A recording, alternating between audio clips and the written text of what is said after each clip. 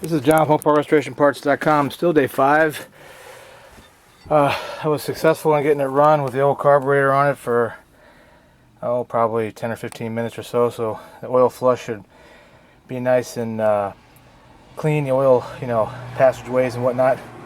I use that motor flush, so I should change the oil now.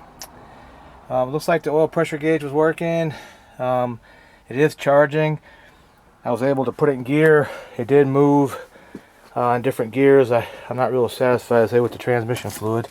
Let's go out here and I'll give you an idea. So you can kind of see this is a lot where old motorhomes come to die. But that's the, believe it or not, that's transmission fluid. I don't think I've ever seen something that bad. It's just dark, but it doesn't smell, so maybe it's age, I don't know. Can't be an expert in everything, even though I'd like to think so. But you kind of see Southern California. This is an RV graveyard.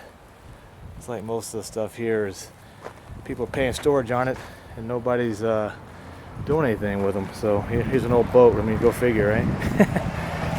Anyway, she turned, she started, she goes in gear. We just got to keep plugging away. I'm gonna change the oil now again and be done with the fluids. I haven't gotten to the differential yet, so that may be something that I do a little later. I'm gonna let it cool off, and I'll throw that carburetor on there, the other one, and get her tuned up, and maybe the plugs and wires if I can get to that today. All right, it's John from ALternatorParts.com. Any more significant stuff, I'll be back. If not, I'll see you on day 6. Take it easy.